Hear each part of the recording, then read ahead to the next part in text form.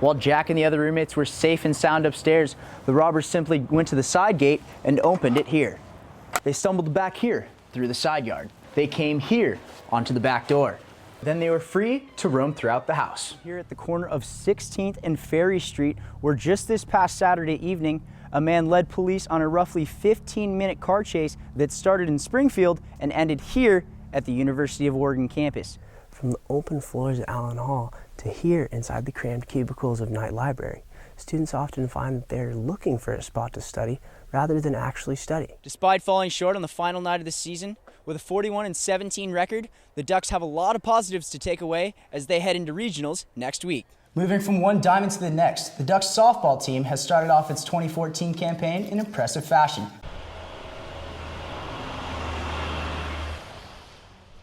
Starting in the fall of 2017, all incoming freshmen at the University of Oregon will be required to live in one of 6 available dormitories. I mean, like, the dorms are fun and all, but, like, I don't think they should be forced to, because sometimes it's more economical to live off campus, or they already have a living situation that works for them. So, no, I don't think it's fair. Although students like Suter feel that freshmen will be forced to live in the dorms, proponents of the policy believe that the change will greatly affect student performance. It's about the student experience.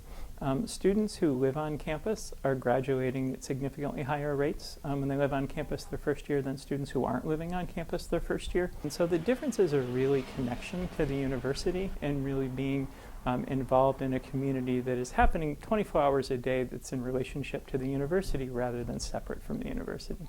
Despite those in favor of the bill with the promise of improved student performance, there are those out there like Suter who feel that here at places like Bean West are not compatible to high academic performance. Like, we have a pretty small space here, so you can't get as much done as you could in, say, like GSH, because they have very large rooms, large study halls, very nice, and it makes it a lot more. They promote academic excellence like a lot more than they would, say, in Bean, where they have like one little study room upstairs and whatever, like your desk in here. This change will certainly have an effect on the incoming class of 2017. However, its impact will hopefully touch all students, both past, present, and future. Henry Taylor, Oregon News.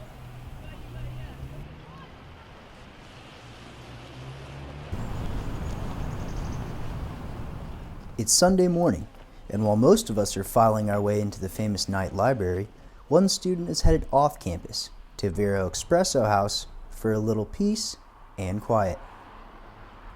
I'd much rather come to a place like this where it feels like at least I'm escaping from that university and escaping from all that craziness and getting around more people that aren't just students. It feels good. Since opening in 1937, Knight Library has become the most popular study spot amongst students. However, there are those out there like Claire who feel that Knight has lost its touch. I get a little bit upset. Like, mentally, it's just not a good place to be as a student. You want to be, I don't know, in a place where you're like, okay, I'm learning, it's okay, I'm going to be done soon. At night, I'm like, I'm stuck here forever. I know, like, some of my friends don't even go to the library anymore because they have such a hard time finding spots.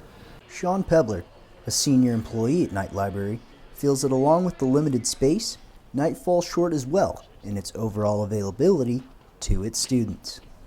I think we need to make our libraries more available and more supportive of our students.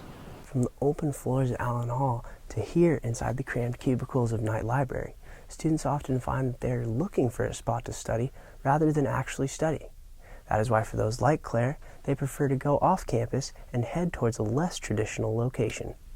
Take one day and say, today I'm not going to study at night, and you really won't have to try hard to find a great place to study. Henry Taylor, Oregon News.